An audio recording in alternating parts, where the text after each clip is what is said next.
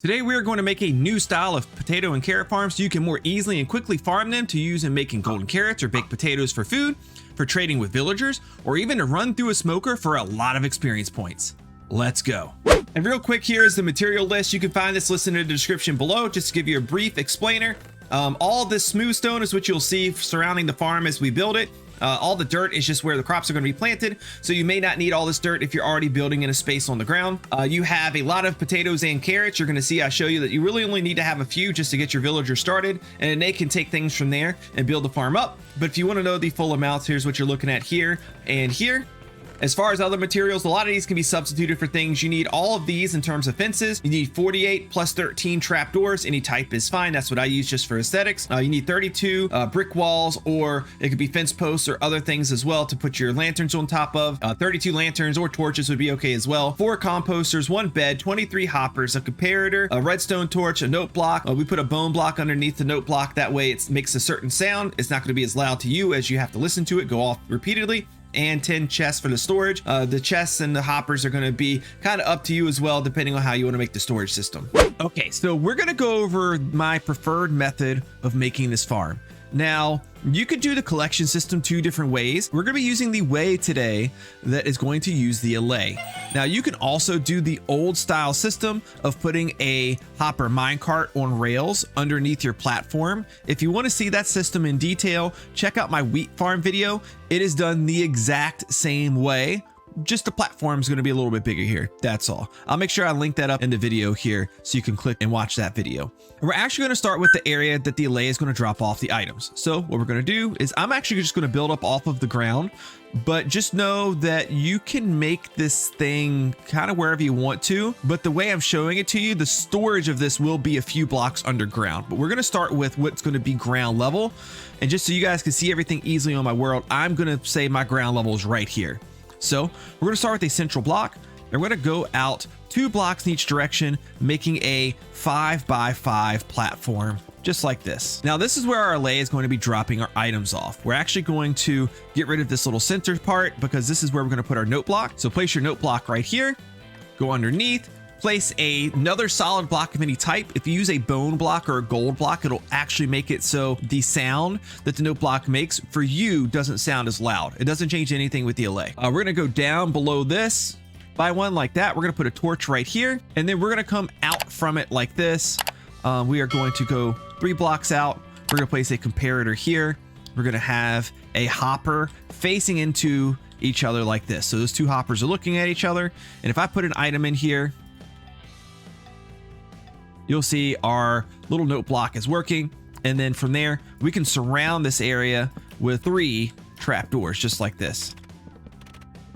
Put a trapdoor on top like that, and you now have a station that the Allay can throw his items at. Now, we need to collect those items though, so we're going to get rid of all these blocks here, and we're just going to come out like maybe the opposite way that all this stuff is. We're going to end up running all of our items this way.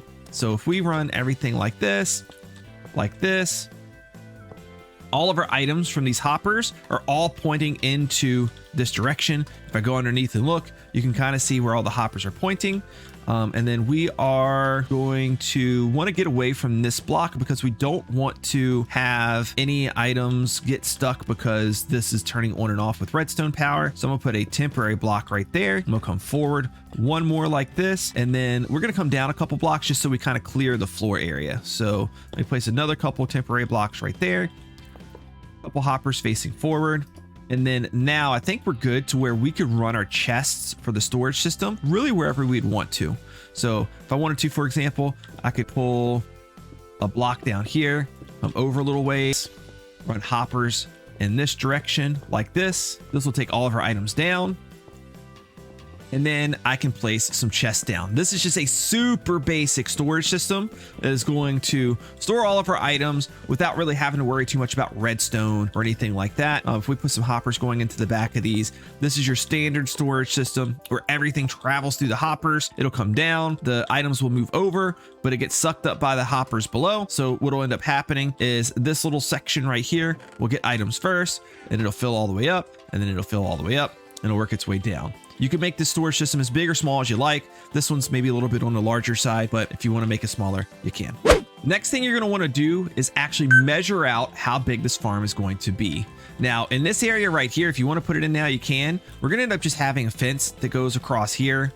You could wall it off too if you want to. I think a fence is probably a little bit more appropriate given that this is a potato carrot farm. It looks a little bit more farmy. And of course, you can use whatever like solid blocks here you want. And then what we're going to do is we're going to count out 27 blocks. So 1, 2, 3, 4, 5, 6, 7, 25, 26, 27. We're going to go out 27 blocks on each side. Now, as I'm doing this, you should know that you can make this any size you want. I recommend going to multiples of 9. Do not make it any bigger than 27 blocks because your allays will not go out any further than that if you go to the next multiple of 9. So do it 9, 18, or 27 should work fine, depending on how many potatoes and carrots that you want. Okay. So once you have dirt going out 27 blocks in each direction, that could be dirt that was maybe already there. Maybe you're just doing this in a big flat area. Go ahead and fill in that entire area.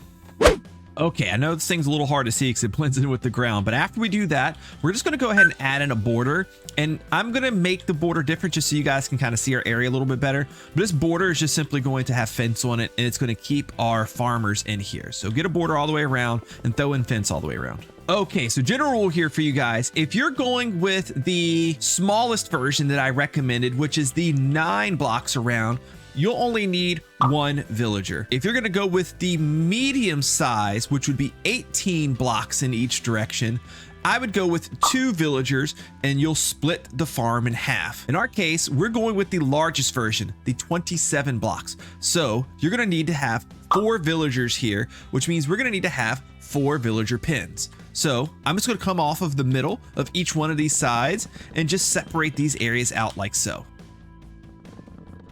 Now, the next thing we're going to do is we're actually going to get our water in because we need water to hydrate our crops. And this is part of why we picked the size that we picked, because it's going to make it easy to add the water sources. So starting actually underneath the fence, go and count 4 blocks of grass. 1, 2, 3, 4. On that 5th block, go ahead and put a bucket of water, and then put something to cover it like a trapdoor or a half slab. Do this again by counting out 9 blocks. 1, 2, 3, 4, 5, 6, 7, 8, and 9. And on that 9th block, knock it out. Do the same thing. Count out 9 blocks one more time. Knock it out.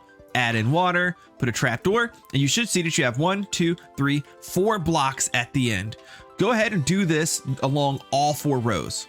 Okay, so once you have your water sources there, you need to kind of connect them all like a grid pattern, right? So what I'm going to do is I'm going to kind of follow this one down.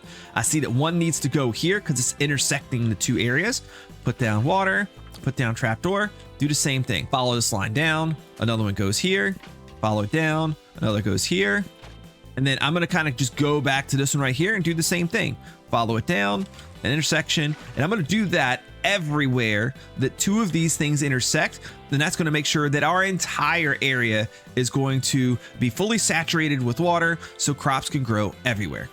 If you're enjoying today's video, help it get discovered by more people by clicking the like button and leaving a comment. Also, if you enjoy my videos, click the subscribe button, join my Discord channel, and become a channel member by clicking the join button. Members get awesome perks, including access to my members only Minecraft servers. Now, back to the video.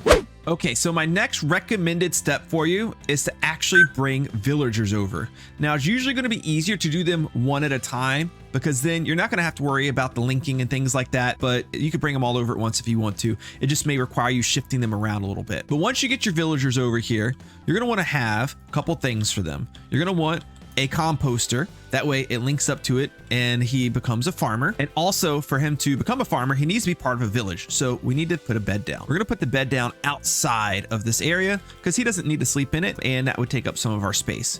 You could even probably put the bed down directly below if you don't want to look at it and you want it out the way. You could shove it, underground underneath that location too. Now, once he becomes a farmer, technically, if you want to, you can get rid of the composter by just trading with him, locking him into the farmer profession, and he should be good to go. You shouldn't need the composter anymore. But just to keep things from getting shuffled around, mixed up, maybe have other villagers in the area, maybe have other profession blocks in the area, I usually just like to leave him here with the composter, with the bed close by. That way I don't have to worry about any other potential issues occurring and making life harder for me. Now we're going to do this with 4 of them. So we would do the same process over here where we get a composter in and we have a villager link up. Here's number 3 and number 4. Okay, so 4 villagers, 4 composters. We're all good to go with that part. Now, what I would recommend you do now, just to keep these guys from actually dying, you could have done this before too, but I would get like a fence or a wall or something of that nature. We're just going to grab a wall right here and then get either torches or lanterns. Probably want it to look good, right? So maybe get some lanterns if you can. You can maybe even go a little bit further and decorate this if you want to. But on each one of these spots is the perfect location for a light to go. Light sources are going to actually help our crops grow faster at night. And it's also going to keep our villagers safe because we don't want zombies eating their faces. Zombies eating villager faces is usually going to be a bad thing that we would like to avoid. Okay, so once you've reached that stage, it's time to break out your trusty hoe. Your hoe is going to be your best friend. You need to go through and actually till all of this land. It's a little annoying, takes a little while, but once you get it done, we'll be able to start getting crops planted. You know, it also helps to be able to count. Now that I'm going through here, I've noticed I've miscounted a couple of these. So if you're like me, fix any of your derps. Am I being picky by not liking the way this grass looks in the middle? Maybe, but I gotta get rid of it. I need to change it. Okay, so next comes the fun part, honestly. First of all, you're gonna need to get Allays here. You're just gonna need 2. Well, you're gonna need 1 or 2. If you're going to be doing potatoes only or carrots only, 1 Allay can handle this whole area fine. If you're gonna do carrots and potatoes, then you need 2. And if you're a champ, you want to pick up the poison potatoes too, so you may need 3 to pick up those poison potatoes because real Minecraft players always save their poison potatoes. If you're wondering how to find the Allay, where to find them, how to get them here, or how to make more Allays, I do have an Allay cloning video. I'll link it up in the top corner of the screen right here to take you to that video. It'll show you how to make more Allays, where to get them. But for now, we're just going to spawn egg them in. We're going to make 3 because we want carrots, potatoes, and yes, we do want those poisonous potatoes in the hope that one day, 20 years from now, Mojang gives them a purpose. Now, it doesn't matter who you give what crop, and you don't have to personally have enough crops to fill up the whole area yourself. What you can do is you can give these villagers whatever you have in terms of crops. I can give this guy some carrots. I can give this guy a stack of potatoes. I can give this guy a stack of carrots and this guy over here a stack of potatoes, and they're just going to get to work. And after they've planted all 64 that I've given them, they'll wait for these to grow and they'll plant more and more and more and more. And eventually the whole area is going to be planted, but you're not done yet. Now, once you've reached the point of the entire farm being grown up, your villagers, they're going to walk around and they're going to pick the carrots and the potatoes, but you're going to see they're not leaving any behind.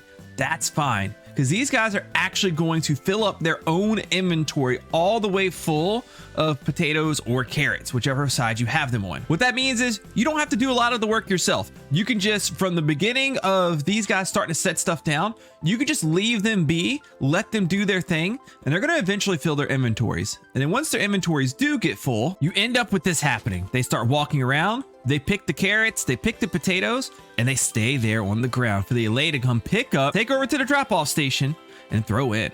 If you make this farm potatoes only, or if you make it carrots and potatoes, but you add in an item filter to where you kind of separate those out, you can put in these guys, smokers, and then you can run your potatoes into the smokers to make cooked potatoes. Now, the cooked potatoes, they're a decent early game food source, probably better than most early game food sources because they're so easy to get and they fill your hunger pretty well. But even more importantly, it turns this into a early game XP farm because potatoes give a pretty decent amount of XP. So setting something like this up will get you a lot of baked potatoes. I said cooked potatoes earlier, didn't I? That was wrong. It gives you a lot of baked potatoes, and those baked potatoes will then turn into a lot of experience points for you to be able to get your early game enchantments and that sort of thing. A world download for today's tutorial is listed down in the description below. If you enjoy amazing Bedrock tutorials, be sure to click the like button, drop me a comment down below, and subscribe to the channel so you can get notified every time I drop a new video. Thanks for watching, and I'll see you next time.